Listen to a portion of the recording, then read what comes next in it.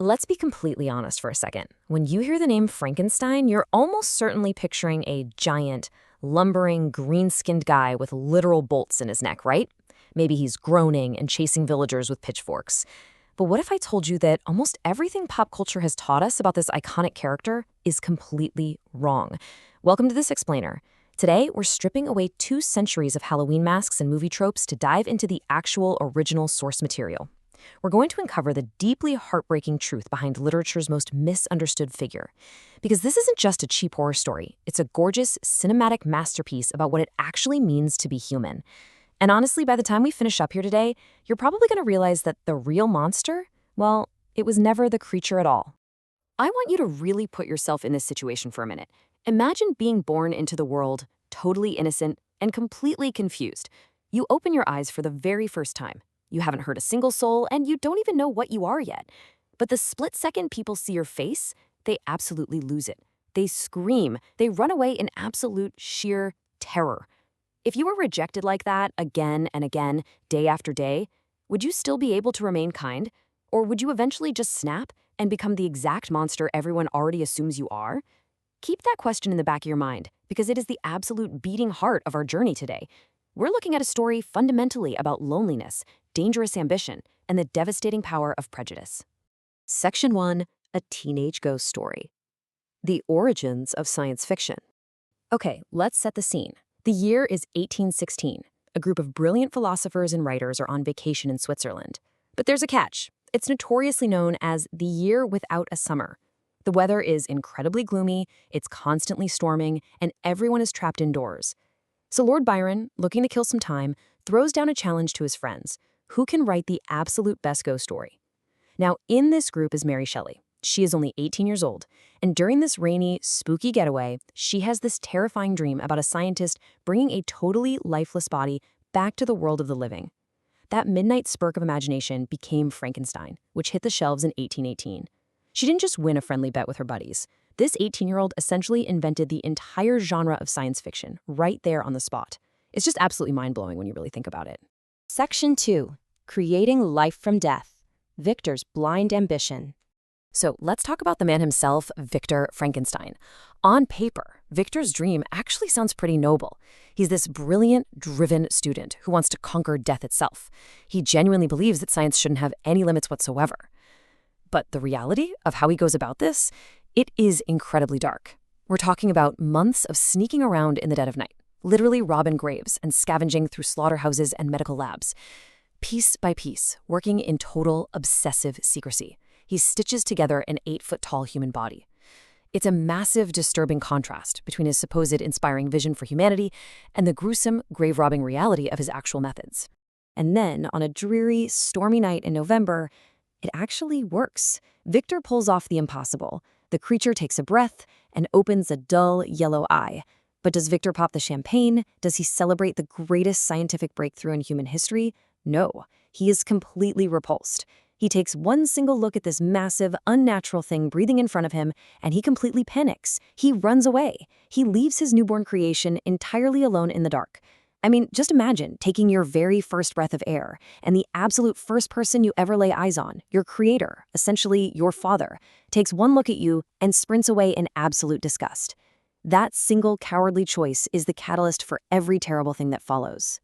Section 3. Society creates its monsters. The tragedy of rejection. Here is the most crucial thing to understand.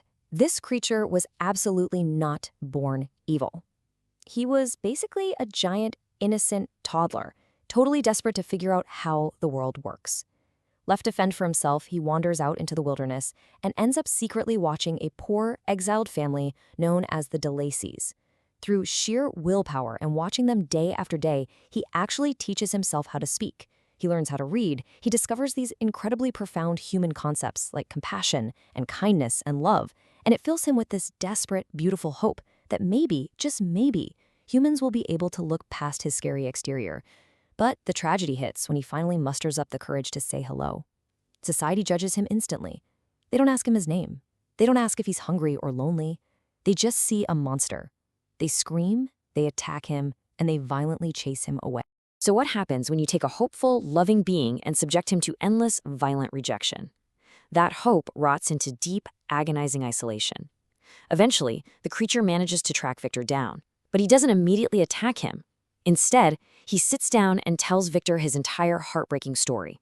And he makes one simple, completely devastating plea.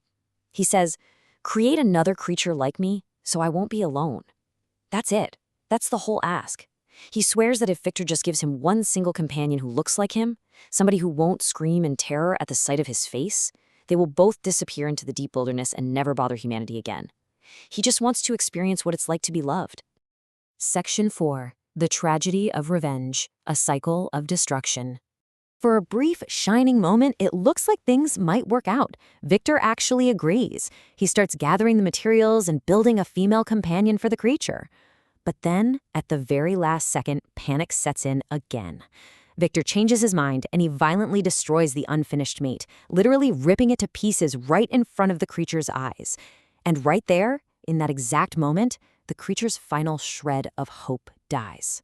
All of that overwhelming, crushing loneliness boils over into pure rage. He embarks on a highly calculated, absolutely brutal quest for revenge. He starts taking the lives of Victor's closest friends and family, not because he's a mindless, bloodthirsty beast, but because he wants to force Victor to feel the exact same isolating, devastating grief that he has been forced to live with every single day. This all ramps up to a seriously cinematic climax. We get this brutal, grueling chase across the desolate, freezing ice of the Arctic. Victor, completely consumed by guilt and an obsession for vengeance of his own, is hunting the very thing he made. They are both entirely trapped in this toxic, endless cycle of hatred. And when Victor finally collapses and dies from pure physical exhaustion, the creature doesn't throw a party, he doesn't celebrate his big victory. Instead, he stands over his creator's body and he grieves because he realizes the ultimate tragedy. Revenge didn't heal his pain. It didn't fix a single thing. It just left him utterly, completely alone in the freezing ice. Section 5, Hidden Meanings, Unpacking the Masterpiece. So, why are we still obsessing over this story 200 years later? Because Mary Shelley packed this thing with incredibly profound warnings. First off, it's a massive red flag about blind ambition. Victor wanted greatness so badly that he was totally blind to the consequences of his actions. It's a harsh reminder that your responsibility absolutely does not end just because you finished creating something. Whether you're building a new app, making a scientific breakthrough, or bringing a life into the world, you have to care for what you build. And honestly, the most tragic takeaway is seeing how isolation and prejudice are the real ingredients for making a monster. It really forces us to look in the mirror and ask, what actually makes someone human? True humanity isn't just about having two arms and a face. It requires deep empathy and compassion. And listen, this isn't just some dusty old history lesson. Mary Shelley is practically shouting at us from the 19th century. Just open up your newsfeed today. We are living through the explosive rise of artificial intelligence, massive debates over scientific ethics, and literal breakthroughs in genetic engineering. We are essentially Victor Frankenstein right now. This story begs us to step back and seriously consider our ethical responsibilities. It's asking us to be incredibly mindful about how fast we push the boundaries of technology and reminding us how exclusion and societal prejudice can still absolutely ruin lives today. Section 6. Who is the real monster? The final verdict. So, as we wrap up this explainer, we really have to look past the spooky Halloween decorations and make a final call on who caused all this devastation. The creature started his life with total innocence, endless curiosity, and a deep, genuine desire to love and be loved. It was complete and utter neglect that morphed him into an agent of destruction. So I'm going to leave you with this final, provocative thought to chew on today. If society's prejudice and a creator's cowardice transformed an innocent being into a killer, who is the true villain of this story? Was the creature ever the real monster? Or was it Victor Frankenstein, the brilliant man who selflessly refused to take responsibility for the life he created? I really want to know what you think, so drop your verdict in the comments below. If you enjoyed this explainer and want to dive deeper into the ideas that shape our world, make sure to hit that like button, subscribe to the channel, and I'll catch you in the next one.